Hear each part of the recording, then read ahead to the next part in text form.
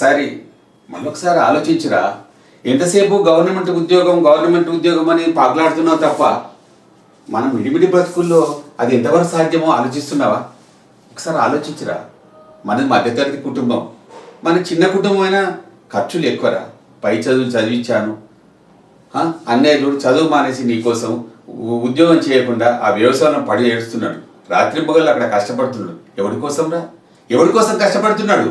అది నీకోసం, చెల్లె పెళ్లి కోసం తన జీవితాన్ని ఫలంగా పెట్టి అక్కడ ఎంత బాధపడుతున్నా అర్థం చేసుకుంటున్నావా? ఎంతసేపు మంచి ఉద్యోగం రావాలి, మంచి ఉద్యోగం వచ్చే వరకు ఎదురు చూస్తా అంటే అది తప్పు. ఆనంద్, నీ పేరు పెట్టుకున్నందుకు సార్థకం చేయరా. ఆనందాన్ని పేరు పెట్టుకుని ఆనందంగా మా జీవితాన్ని గడపడానికి చూస్తాను తప్ప బాధ పెట్టడానికి కాదు. ఒకసారి ఆలోచించురా. మీ తల్లి 4th స్టేజ్ వచ్చింది, క్యాన్సర్. 4th స్టేజ్ వచ్చే వరకు చెప్పకుండా తన గుండెలో దాచుకున్నది. ఆమె పరిస్థితి ఏంటి? నెలకి ఎన్ని వేల రూపాయలు ఖర్చు వచ్చిందో అర్థమవుతుందా? నాకున్న చిన్న ఉద్యోగంలో మిమ్మల్ని అందరినీ మంచి చదువు చదివించాను, పీజీ చేయించాను. మరి చెల్లె పెళ్లి చేయాలి కదా. నీకు ఉద్యోగం అని ఒక 3-4 ఏళ్ళు చూస్తే పరిస్థితి ఎటు చేదాటిపోతుంది. చెల్లెకి మంచి సంబంధం వచ్చిందిరా. ఒకసారి ఆలోచించు. అబ్బాయి కుర్రాడు మంచోడు, ఎంత కాదన్నా ఒక 5 లక్షలన్నీ ఇవ్వాలి కదా. ఏదో పాపం పెద్ద చదువు చదివిండు, పెద్ద ఉద్యోగం చేస్తున్నాడు అంటే మనం మినిమం అన్న మనం ఇవ్వకపోతే అది తప్పులు. ఆలోచించుకోరా. చెల్లి జీవితాన్ని ఆలోచించుకో, అక్కడ అమ్మ జీవితం ఆలోచించుకోరా.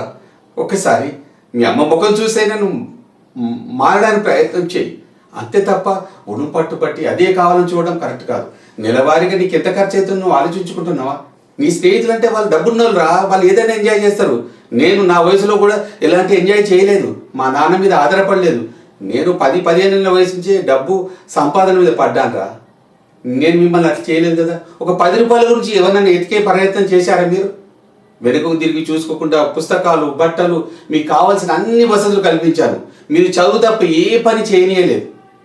అయినా కూడా మీరు అర్థం చేసుకోలేకపోతే తండ్రిగా నేను ఎంత బాధపడాలో ఆలోచించు. ఎంతసేపు నేను విమర్శిస్తున్నానని ఆలోచిస్తున్నావు తప్ప ఇక్కడ బాధ్యతలు ఆలోచించు. మనది మధ్యతరగతి కుటుంబం రా. మన పరిస్థితులు ఆలోచించుకో. చెల్లె పెళ్ళి ఉంది. వాళ్ళు పెళ్ళికి నిర్ణయం చేయడానికి వాళ్ళు ఎదురు చూస్తున్నారు. ఆలోగా మన డబ్బు తయారు చేయాలి. పెళ్లి ఖర్చులు తడిసి మోపడైతే దాదాపు 8 లక్షలు ఖర్చు ఉంది. నా దగ్గర ఉన్న 4 లక్షలు అవి ఫిక్స్డ్ డిపాజిట్. మరి దాన్ని పెళ్లి చేసినామనుకో మనకు బాధ్యత తీరిపోతుంది. నువ్వు ఒక చిన్న ఉద్యోగం చేయి, నాకు చేదోడు వాళ్తూ ఉంటుంది. అమ్మకు మెడిసిన్స్ కావాలి, నాకు పెంచే డబ్బులు అటు సరిపోతాయిరా. మన కుటుంబం ఎలా తీయడానికి నీ ఉద్యోగం తప్పనిసరి. ఏదన్నా ఒకటి చెయ్యి. సాఫ్ట్వేరే కావాలని ఉడుం పట్టొద్దురా. అలాగని నేను కూడా ఉడుం పడితే మీ పరిస్థితి ఎట్లుండేది కాదు. ఆలోచించుకో. ఆనంద్, మీ తల్లి ముఖం చూడురా. ఆమె పరిస్థితి ఆలోచిస్తున్నావా? తన జబ్బును కూడా ఎవ్వరికి తెలియకుండా గుండెల్లో దాచుకుందిరా. ఆలోచించుకో. నీ మొండి పట్టు వదలకుంటే మన జీవితాలు సర్వనాశనం అవుతాయి. ఆలోచించుకో ఆనంద్. నేను మరొకసారి చెప్తున్నా, నీ స్నేహితులు వాళ్ళు డబ్బున్నోళ్ళు, కోటీశ్వర్లు, లగ్జరీ తిరుగుతారు. వాళ్ళ పోటీ పడడానికి మనకు సాధ్యం కాదు. మనం ఎదుగుదాము. మనం అందరం కష్టపడే రోజు వస్తుంది. కష్టపడదాం, ఎదిగే రోజు వస్తుంది. అప్పుడు మన కారులో దర్జాగా తిరగవచ్చు. కానీ ఇప్పుడు వాళ్ళని చూసి పొల్లు చూసి నక్కవాత పెట్టుకున్నట్టు ఆ పని మాత్రం చేయదు. నా మాట వింటారని ఆశిస్తున్నా. ఒక్కసారి ఆలోచించుకోవాలని.